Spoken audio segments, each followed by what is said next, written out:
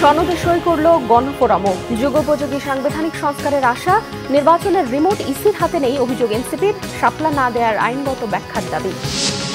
ক্ষমা চাওয়ার আহ্বানকে স্বাগত জানালেন সালাউদ্দিন। সংসদ ভবন এলাকায় বিশৃঙ্খলা নিয়ে তার বক্তব্যকে কাট করে প্রচারের অভিযোগ।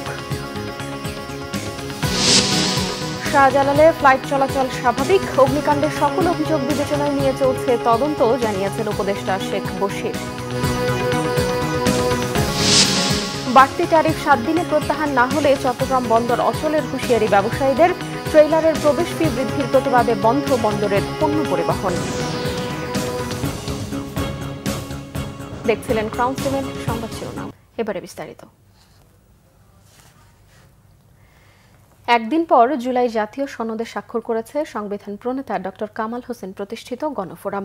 দুপুরে জাতীয় সংসদের এলডি হলে দলটির ভারপ্রাপ্ত সভাপতি অ্যাডভোকেট সুব্রত চৌধুরী এবং দলের সাধারণ সম্পাদক ডক্টর মিজানুর রহমান দলের পক্ষে সনদে সই করেন। এ সময় সুব্রত চৌধুরী বলেন, স্বাধীনতার ঘোষণাপত্র জুলাই জাতীয় সনদে যথাযথভাবে থাকবে আশ্বাস পাওয়ার পরই গণফোরাম স্বাক্ষর করল। ৭২ সংবিধানের মূল 4 নীতি জুলাই সনদে সমুন্নত রাখার আহ্বান জানান তিনি। অনুষ্ঠানে জাতীয় ঐক্যমত্য কমিশনের সহসভাপতি ডক্টর আলী রিয়াজ বলেন, প্রতিটি রাজনৈতিক দল জুলাই সনদের সবচেয়ে বড় অংশীদার। এই দলিল ঐক্যমত্য কমিশনের একক দলিল নয়, এটা সবার রাজনৈতিক অঙ্গীকার। তিনি আরো বলেন, যারা স্বাক্ষর করেনি তাদের মতামত দলিলে উল্লেখ আছে। সবাই জুলাই সনদে স্বাক্ষর করতে আবারও আহ্বান জানান তিনি। এর আগে শুক্রবার জাতীয় সংসদের দক্ষিণ প্লাজায় আয়োজিত সনদ স্বাক্ষর অনুষ্ঠানে উপস্থিত থাকলেও স্বাক্ষর করেনি গণফোরাম।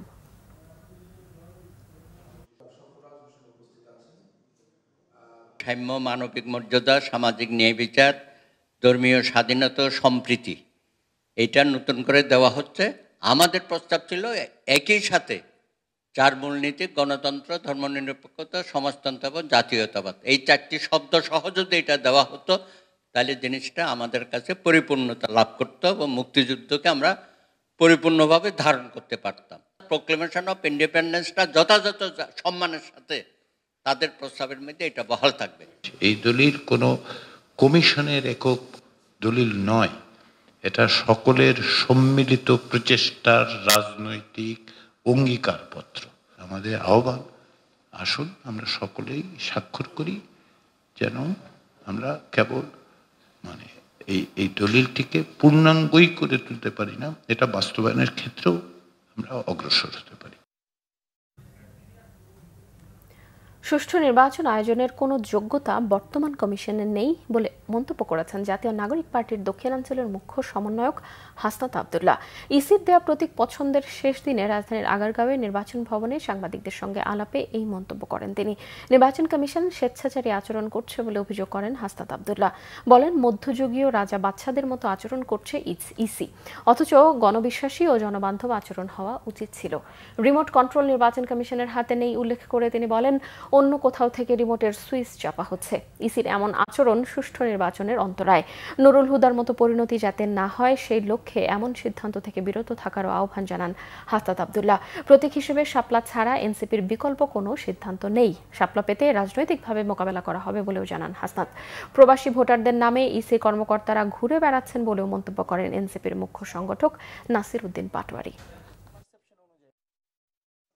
আমরা বলেছি যে এবং শাপলা ছাড়া কোনো বিকল্প কোনো অপশন নাই। এখন আমরা বিকল্প কেন নিব, এটার আইনগত তো ব্যাখ্যা লাগবে।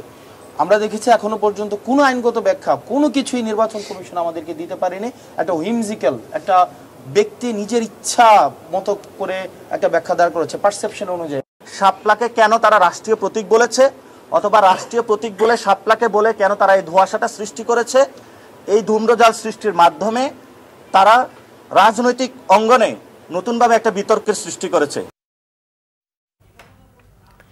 জাতীয় নাগরিক পার্টি এনসিপির উত্তরাঞ্চলের মুখ্য সংগঠক সার্জিস আলম বলেছেন, তাদের শাপলা প্রতীক দিতে আইনগত কোনো বাধা নেই, কিন্তু নির্বাচন কমিশন এনসিপিকে শাপলা না দিয়ে কাউকে খুশি করতে চাইছে। দুপুরে দিনাজপুর জেলা শিল্পকলা একাডেমি মিলনায়তনে এনসিপির জেলা শাখা আয়োজিত সমন্বয় সভা শেষে সার্জিস সাংবাদিকদের এসব কথা বলেন। তিনি হুঁশিয়ারি করেন, ইসিকে দেখতে হবে কোনো আইনে ইসিকে দেখাতে হবে কোন আইনে এনসিপিকে শাপলা প্রতীক দেয়া যাবে না। যে কমিশন একটি রাজনৈতিক দলকে শাপলা প্রতীক দিতে সৎ সাহস পায় না, তাদের অধীনে সুষ্ঠু নির্বাচন সম্ভব নয় বলেও মন্তব্য করেন তিনি। নির্বাচন কমিশন এনসিপির সঙ্গে অন্যায় করলে তারা তার রাজনৈতিকভাবে মোকাবেলা করবে বলেও জানান সার্জিস। সেই নির্বাচন কমিশন একটা রাজনৈতিক দলকে তাদের প্রাপ্য মার্কাটা দেওয়ার সৎ সাহস দেখাতে পারে না। আমরা মনে করি সেই নির্বাচনের অধীনে একটা সুষ্ঠু নির্বাচন এই বাংলাদেশে হতে পারে না। আমরা এনসিপি আমাদের জায়গা থেকে অবশ্যই প্রত্যাশা করি যে আমরা শাপলা প্রতীক পেয়েই আগামী নির্বাচনে অংশগ্রহণ করব। এটা যদি তারা আমাদের সাথে অন্যায় করে, আমরা এই অন্যায়ের বিরুদ্ধে রাজনৈতিকভাবে মোকাবেলা করব। নির্বাচন কমিশনার আনোয়ারুল ইসলাম সরকার বলেছেন, কমিশন শুধু আইনের কাছে জবাবদিহি করবে, কোনো গোষ্ঠী, দল বা ব্যক্তির কাছে নয়। সকালে সিলেটে এক অনুষ্ঠানে তিনি এসব কথা বলেন। কমিশনার আনোয়ারুল ইসলাম আরও বলেছেন, অতীতের মতো ভোট হওয়ার কোনো সুযোগ নেই, কোনো বিতর্কিত লোক নির্বাচনী দায়িত্ব পালন করতে পারবেন না। তিনি আরও বলেন, কারো প্রতি পক্ষপাতিত্ব কমিশন সহ্য করবে না। ফেব্রুয়ারিতে নির্বাচন হবে, এই নিয়ে সন্দেহের কোনো অবকাশ নেই। তিনি আরও বলেন, নির্বাচনে মাঠ প্রশাসনকে সর্বোচ্চ ক্ষমতা দেয়া হবে। এক প্রশ্নের জবাবে ইসি বলেন, সাংবিধানিক আইন ও বিধি অনুযায়ী কাউকে শাপলা প্রতীক দেয়া সম্ভব নয়।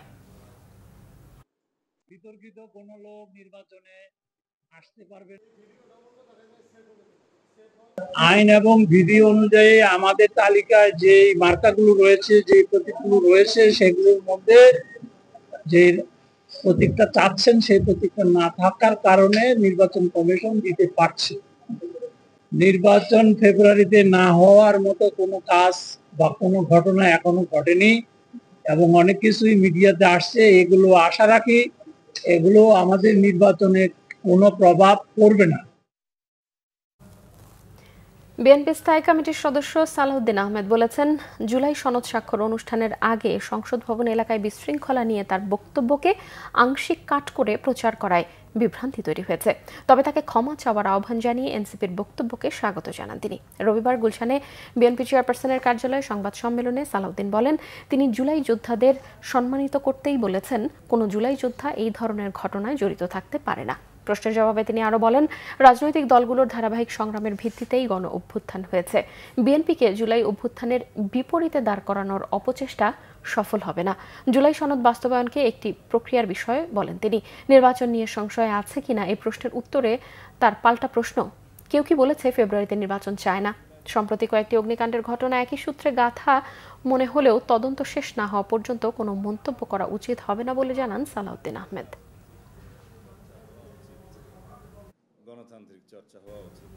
শাহজালাল আন্তর্জাতিক বিমানবন্দরে কার্গো ভিলেজে অগ্নিকাণ্ডের বিষয়ে ওঠা সকল অভিযোগ বিবেচনায় নিয়ে তদন্ত শুরু হয়েছে বলে জানিয়েছেন বেসামরিক বিমান পরিবহন ও পর্যটন উপদেষ্টা শেখ বশির উদ্দিন।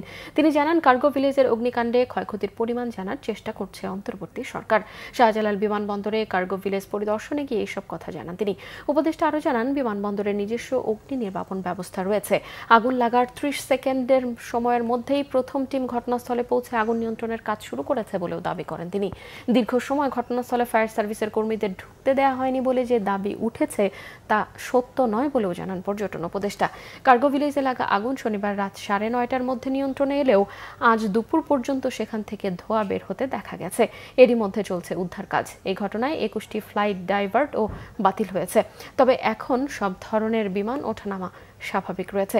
কার্গো ভিলেজের পরিবেশ স্বাভাবিক করতে সকল কর্মকর্তা কর্মচারীর সাপ্তাহিক ছুটি বাতিল করেছে সরকার।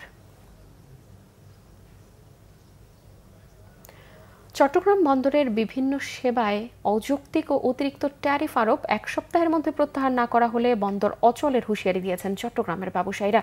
এদিকে চট্টগ্রাম বন্দরের ট্রেইলার চলাচলে প্রবেশ ফি বাড়ানোর প্রতিবাদে বন্দর থেকে সব ধরনের পণ্য পরিবহন বন্ধ রাখার ঘোষণা দিয়েছে চট্টগ্রাম প্রাইম মুভার ও ফ্ল্যাটবেড ওনার্স পরিবহন মালিক সমিতি। চট্টগ্রাম থেকে শাহেদা পিয়ার রিপোর্ট। বন্দর ব্যবহারকারীদের আপত্তি উপেক্ষা করে গত 14 অক্টোবর রাত 12টার পর থেকে কার্যকর করা হয় চট্টগ্রাম বন্দরে নতুন বাড়তি মাশুল। বিভিন্ন সেবা পেতে প্রায় 41% হারে নতুন মাশুল আরোপ করায় প্রতিবাদ সভা করেছে পোর্ট ইউজার্স ফোরাম। মহানগরীর টাইগার পাসে নেভি কনভেনশন সেন্টারে আয়োজিত প্রতিবাদ সভায় বন্দর ব্যবহারকারীরা বলেন, ট্যারিফ বৃদ্ধির ফলে রপ্তানিকৃত পণ্যের ক্ষেত্রে কন্টেইনার হ্যান্ডলিং, স্টোরেজ এবং পরিবহন ব্যয় বৃদ্ধির পাশাপাশি আন্তর্জাতিক বাজারে প্রতিযোগিতায় পিছিয়ে পড়ার ঝুঁকি থাকবে। এছাড়া চট্টগ্রাম বন্দর আন্তর্জাতিকভাবে একটি অনিশ্চিত ও ব্যয়বহুল গন্তব্য হিসেবে চিহ্নিত হবে। সমঝোতামূলক আলাপ আলোচনা না করে একতরফাভাবে ব্যবসায়িক খরচ যেভাবে বাড়ানো হয়েছে, আমরা যে কস্ট অফ ডুইং বিজনেস কমানোর চেষ্টায় আছি, চিন্তায় আছি, দাবি জানাচ্ছি, ঠিক সেই সময়ে আমাদের কস্ট অফ ডুইং বিজনেসটা বাড়িয়ে দেওয়া হলো। এমন সময় কাজটা করলেন যখন দেখলেন এফবিসিসিআই নাই, চিরঞ্জন চেম্বার নাই, বিজেপিতে যখন প্রশাসক, তখন এই কাজটা করছে। আমরা কিন্তু এটা হতে দেব না। ট্যারিফ বৃদ্ধির সিদ্ধান্ত থেকে সরকার আগামী 1 সপ্তাহের মধ্যে সরে না এলে চট্টগ্রাম বন্দর বন্ধ করে দেওয়ার হুঁশিয়ারি দেন ব্যবসায়ীরা। এদিকে ট্যারিফ বৃদ্ধির প্রতিবাদে আজ কাস্টমসের পণ্য খালাসের সাথে যুক্ত ক্লিয়ারিং অ্যান্ড ফরওয়ার্ডিং এজেন্টরা 4 ঘন্টা কাজ বন্ধ রাখে। 1 সপ্তাহের মধ্যে যদি এটা সমাধান করা না হয় তাহলে চট্টগ্রাম বন্দর বন্ধ করে দেওয়া হবে। এদিকে চট্টগ্রাম বন্দরে ট্রেলার চলাচলে প্রবেশ ফি 57 টাকা থেকে বাড়িয়ে 230 টাকা করায় বন্দর থেকে সব ধরনের পণ্য পরিবহন বন্ধ রাখার ঘোষণা দেয় চট্টগ্রাম প্রাইম মুভার ও ফ্ল্যাটবেড ওনার্স পরিবহন মালিক সমিতি। আমাদের দাবি এখন আমরা কোনো গেট পাসের পে করব না, উইদাউট পেতে আমরা গেট পাস দেওয়া হোক। যেহেতু বন্দর আপনার অনেক উন্নত হয়েছে, এই উদ্যোগ যত হবে না, এই উদ্যোগ হবে না যতক্ষণ পর্যন্ত আমরা এটা চালিয়ে যাব। বাংলাদেশের অর্থনীতির প্রাণকেন্দ্র চট্টগ্রাম বন্দর সংশ্লিষ্ট যে কোনো নীতিগত পরিবর্তন অত্যন্ত সংবেদনশীল এবং জাতীয় অর্থনীতির উপর সুদূরপ্রসারী প্রভাব ফেলতে সক্ষম উল্লেখ করে দ্রুত এসব বিষয়ে সরকারের হস্তক্ষেপ কামনা করেন ব্যবসায়ীরা। শাহিদা পিয়া, বাংলা ভিশন, চট্টগ্রাম। এমপিওভুক্ত শিক্ষক কর্মচারীদের বাড়ি ভাড়া 5% দেওয়ার বিষয়ে সম্মতি দিয়ে শিক্ষা মন্ত্রণালয়কে চিঠি দিয়েছে অর্থ মন্ত্রণালয়। তবে এই প্রস্তাব প্রত্যাখ্যান করে আন্দোলন চালিয়ে যাওয়ার ঘোষণা দিয়েছেন শিক্ষক কর্মচারীরা। আমরণ অনশনে থাকা বেসরকারি শিক্ষা প্রতিষ্ঠানের এমপিওভুক্ত শিক্ষকদের বাড়ি ভাড়ার ভাতা 5% হারে দিতে সম্মতি দিয়ে রবিবার অর্থ মন্ত্রণালয় আদেশ জারি করে। এই আদেশ নভেম্বর থেকে কার্যকর হবে বলে জানানো হয়েছে। যদিও শিক্ষকরা এই প্রস্তাব প্রত্যাখ্যান করেছে। মূল বেতনের 20% বাড়ি ভাড়ার দাবিতে 8ম দিনের মতো আন্দোলন করছেন এমপিওভুক্ত শিক্ষক কর্মচারীরা। আন্দোলনরত শিক্ষকরা বলেছেন এখন 10% এবং আগামী বছর 10% দিতে হবে। দর্শক, কেন্দ্রীয় শহীদ মিনারে আছেন সহকর্মী মামুন আব্দুল্লাহ, সরাসরি যুক্ত হচ্ছে তার সঙ্গে। মামুন, শিক্ষকদের আন্দোলনের বিষয়ে সবশেষ কি তথ্য আছে আপনার কাছে, আমাদেরকে জানাবেন। কনক, আপনি জানেন যে লাগাতার 8 দিন ধরে আসলে শিক্ষকদের এই অনশন কর্মসূচি চলছে। আজকে 8ম দিন। আজকে 8ম দিনে বিকেলবেলা তারা অর্থাৎ শিক্ষা ভবনের দিকে গিয়েছিল, সেখানে হচ্ছে ঘেরাও করার জন্য, কিন্তু পুলিশ সেখানে কিন্তু বিকেলে তাদেরকে বাধা দিয়ে আবারও ফেরত পাঠিয়েছে। তারা এই শহীদ মিনারে এসে জড়ো হয়েছেন। আপনাকে যদি পেছনে একটু দেখাই যে তারা এখানে লাগাতার অনশন কর্মসূচিতে কিন্তু এখনো অবস্থান করছেন এবং হয়তোবা 6:30 নাগাদ তারা একটি ব্রিফ করবেন আমাদেরকে, পরবর্তী কর্মসূচি তারা জানাবেন। তবে আমরা যতটুকু জানতে পেরেছি তারা লাগাতার অনশন কর্মসূচি চালিয়ে যাবেন। আপনি জানেন যে আজকে সকালে একটি প্রজ্ঞাপন জারি করা হয়েছে। তারা যে আসলে 3 দফা দাবি জানিয়েছেন তার মধ্যে অন্যতম একটি হচ্ছে 20% বাড়ি ভাড়া বৃদ্ধির যে দাবি, সেটি আসলে সরকার মেনে নিয়ে 5% করেছে এবং সর্বনিম্ন 2000 টাকা তাদেরকে দিয়েছেন, যে সর্বনিম্ন 2000 কিংবা তাদের হচ্ছে বেতনের 5%। এবং হচ্ছে তারা আরও একটি দাবি করেছে, চিকিৎসা ভাতা 1500 টাকা দাবি করেছে এবং একই সাথে তারা উৎসব ভাতা 75% করার জন্য একটি দাবি তুলেছে। সেই 3 দফা দাবিতেই কিন্তু এখন পর্যন্ত আমরণ অনশন তারা চালিয়ে যাচ্ছেন। আমরা এতক্ষণ তাদের সাথে কথা বলছিলাম, তারা যতটুকু জানিয়েছেন যে তাদের পুরোপুরি 20% তারা যতক্ষণ পর্যন্ত সরকার থেকে না দেওয়া হয় ততক্ষণ তারা এখানে আমরণ অবসান চালিয়ে যাবেন। তবে আমরা জানতে পেরেছি যে হয়তোবা তাদের দাবির এই সাথে ইতিমধ্যে কিন্তু বিএনপি একই সাথে বিভিন্ন রাজনৈতিক দল কিন্তু একাত্মতা প্রকাশ করেছেন। একই সাথে কিছুক্ষণের মধ্যেই হয়তোবা ঢাকা বিশ্ববিদ্যালয়ের ভিপি সাদিক কায়েম তিনি আসার কথা রয়েছেন। আমরা যতটুকু জানতে পেরেছি তিনি এসে হয়তোবা তাদের সাথে একাত্মতা পোষণ করবেন এবং তারা আসলে আমরণ অনশন চালিয়ে যাওয়ার এখন পর্যন্ত যে সিদ্ধান্ত সেই সিদ্ধান্ত থেকে কিন্তু সরে আসেনি। তারা আপনি জানেন যে তারা আসলে বেসরকারি এমপোভুক্ত যারা শিক্ষক তারাই কিন্তু এখানে 8 দিন ধরে এবং এই 8 দিন ধরে কিন্তু সারা দেশের আপনার যে প্রতিষ্ঠানগুলো আছে সেই প্রতিষ্ঠানগুলো কিন্তু এক প্রকার বন্ধ হয়ে আছে। তো কনকই ছিল আমার কাছে আমরণ অনশনের শিক্ষকদের দাবি সবশেষ। নারায়ণগঞ্জের রূপগঞ্জে বিএনপির অভ্যন্তরীণ দ্বন্দ্ব ও মাছ চাষের ঘের দখল নিয়ে দ্বন্দ্বের জেরে স্থানীয় 2 গ্রুপের মধ্যে পাল্টাপাল্টি হামলা, বাড়িঘরে আগুন, ভাঙচুর, লুটপাট সহ গোলাগুলির ঘটনাও ঘটেছে। এতে উভয় পক্ষের অন্তত 4 জন আহত হয়েছে। শনিবার রাতে উপজেলার কাঞ্চন পৌরসভার মাস্তাপুর এলাকায় এই ঘটনা ঘটে। এ বিষয়ে রূপগঞ্জ থানায় অভিযোগ করা হয়েছে। হামলার শিকার ভুক্তভোগী মোবারক হোসেন খোকন অভিযোগ করেন, যুবদল নেতা তারিকুল ও কাউসারের বিরোধ থেকেই মাছের ঘের দখলের ঘটনা ঘটে। পরে কাউসারের লোকজনের বাড়িঘরে হামলা করে মালামাল লুটে নেয়। এ সময় 2টি মোটরসাইকেলে আগুন দেয় তারা। পুলিশ গিয়ে পরিস্থিতি নিয়ন্ত্রণে আনে। উপকূলীয় জেলা সাতক্ষীরা ভৌগোলিক অবস্থান ও প্রাকৃতিক সম্পদে সমৃদ্ধ হলেও অবকাঠামোগত উন্নয়নে দীর্ঘদিন ধরেই বঞ্চিত। জেলার কৃষি, মৎস্য, পর্যটন শিল্প ও ভোমরা স্থলবন্দর সহ বিভিন্ন খাত থেকে মোটা অঙ্কের রাজস্ব আদায় হলেও সরকারি বরাদ্দে এই জেলা বরাবরই বৈষম্যের শিকার। তবে জেলা প্রশাসক মনে করেন, উন্নত যোগাযোগ ব্যবস্থা সহ অবকাঠামোগত উন্নয়ন হলে জেলাটি দেশের অর্থনীতিতে আরও বড় ধরনের ভূমিকা রাখবে। রাজনৈতিক কারণে সাতক্ষীরাকে ইচ্ছে করে পিছিয়ে রাখা হচ্ছে এমন অভিযোগ নাগরিক সমাজের।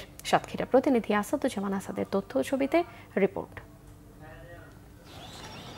দক্ষিণ পশ্চিম উপকূলীয় জেলা সাতক্ষীরায় প্রাকৃতিক সৌন্দর্য, অর্থনৈতিক সম্ভাবনা আর ক্রীড়াঙ্গনে সাফল্য থাকা সত্ত্বেও জেলার মানুষ বছরের পর বছর উন্নয়ন বৈষম্যে ভুগছে। জেলাটিতে রয়েছে সুন্দরবন, যা পর্যটনের অপার সম্ভাবনা তৈরি করতে পারে। রয়েছে চিংড়ি ও কাঁকড়া শিল্প, যা দেশের অর্থনীতিতে বড় অবদান রাখছে। তবে অনুন্নত যোগাযোগ ব্যবস্থা, পর্যটন অবকাঠামোর অভাব ও আধুনিক সুযোগ সুবিধা না থাকায় এই সম্ভাবনা কাজে লাগানো যাচ্ছে না। সীমান্ত জেলা হওয়ার পাশাপাশি সাতক্ষীরা উপকূলীয় দুর্যোগ প্রবণ অঞ্চল। ঘূর্ণিঝড়, জলোচ্ছ্বাস ও নদী ভাঙন এখানকার নিত্যসঙ্গী। 80% সড়ক এখনও অনুন্নত এবং প্রধান সড়কগুলোর বেহাল দশা।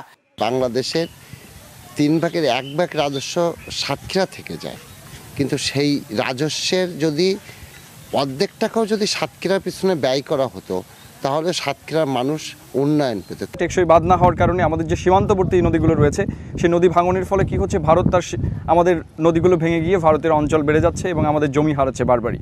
জাতীয় দলের বহু খেলোয়াড় উঠে এলেও নেই কোনো পর্যাপ্ত খেলার মাঠ বা আধুনিক ক্রীড়া কমপ্লেক্স। আমরা চাইব একটা ক্রীড়া কমপ্লেক্স, আমাদের দাবি, আমাদের সাতক্ষীরাবাসীর দাবি। রাজনৈতিক অপপ্রচারের ফলেই অবকাঠামো ও যোগাযোগ খাতে সাতক্ষীরা পিছিয়ে আছে অভিযোগ সুশীল সমাজের। বিগত দিনে সরকার বিভিন্ন উন্নয়নের গল্প বলেছে বটে, কিন্তু সেই গল্পগুলি আসলে সাতক্ষীরার উন্নয়নের সাথে যায় না। 6 লেনের রাস্তা হওয়ার কথা ছিল ভেটকালি সাতক্ষীরা, ভেটকালি ওই সাতক্ষীরা মুন্সিগঞ্জ, অথচ সেই রাস্তাটা প্রশাসনিক কারণে বাদ দেওয়া আছে, রাজনৈতিক কারণে বাতিল করা হয়েছে। এই জেলায় 150 কিলোমিটার সীমান্ত এলাকা রয়েছে, যেখানে রাস্তাঘাটগুলো খুব নাজুক। 6টা প্যাকেজে 6টি অনুমোদন হয়েছে এবং সব প্যাকেজের ঠিকাদাররাই এখন মাঠে আছেন। তারা ইতিমধ্যে স্ট্রাইকয়ার্ড নির্মাণ সম্পন্ন করেছে এবং মালামাল সংগ্রহের কাজ শুরু করেছে। আমরা আশা করছি 2027 জুন নাগাদ এই যে শ্যামনগরের গাবুরা ইউনিয়ন প্লাস আশাশুনির যে এলাকাগুলো টেকসই বাঁধ এবং নৈতিক সংরক্ষণ কাজ চলমান আছে সেগুলো শেষ হবে এবং শেষ হলে এই এলাকাগুলোর যে দীর্ঘদিনের একটি সমস্যা, বাঁধ ভাঙন প্লাস নদী ভাঙন বা সাইক্লোনকালীন সময়ের যে সমস্যাগুলো সেগুলো নিরসন করা সম্ভব হবে।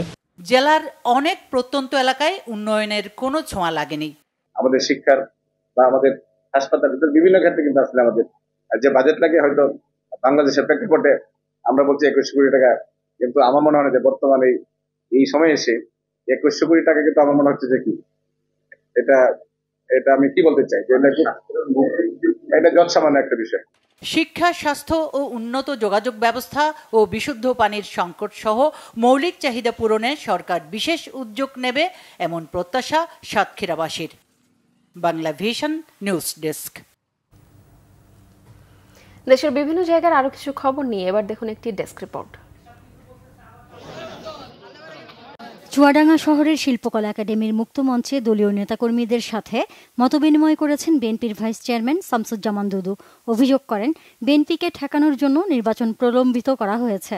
এখন চারদিকে আগুন লাগানো হচ্ছে, আইনশৃঙ্খলা পরিস্থিতি অস্থির করা হচ্ছে। বিএনপির জাতীয় নির্বাহী কমিটির সহ সাংগঠনিক সম্পাদক সেলিমুজ্জামান সেলিম অভিযোগ করেছেন, একটি দল ভীত হয়ে স্বাধীনতা বিরোধী অপশক্তি নির্বাচন নিয়ে নানা ষড়যন্ত্র করছে এবং দেশের বিরুদ্ধেও নানা ষড়যন্ত্র করছে। গোপালগঞ্জের কাশিয়ানী উপজেলার সাজালি ইউনিয়ন যুবদল আয়োজিত কর্মী সভায় প্রধান অতিথির বক্তব্যে তিনি কথা বলেন। রাষ্ট্র সংস্কারের 31 দফা বাস্তবায়ন ও ধানের শীষ প্রার্থীর পক্ষে খাগড়াছড়ি সদরে যুবদল, স্বেচ্ছাসেবক ও গুইমারায় বিএনপি সংযোগ ও প্রচারণা চালিয়েছে। জেলা যুবদলের সভাপতি মাহবুব আলম সবুজ ও সদর উপজেলা সভাপতি মোহাম্মদ ইব্রাহিমের নেতৃত্বে বিভিন্ন পাড়া মহল্লায় প্রচারণা চালানো হয়। হবিগঞ্জ জেলা কারাগারে বার্ষিক পুরস্কার প্রদান করা হয়েছে। ড্রিলে পারদর্শিতা, ভালো কাজের স্বীকৃতি এবং কারা অভ্যন্তরে মাদক প্রতিরোধ সহ 3টি বিষয়ের উপর পুরস্কার দেওয়া হয়। এতে প্রধান অতিথি ছিলেন সিলেট বিভাগের কারা উপমহাপরিদর্শক মোহাম্মদ আলতাফ হোসেন। লক্ষ্মীপুরে সংবাদ সম্মেলন করেছে বাংলাদেশ জামায়াতে ইসলামী। স্থানীয় প্রেস ক্লাবে এতে বক্তব্য রাখেন কেন্দ্রীয় কর্ম পরিষদের সদস্য ডক্টর রেজাউল করিম।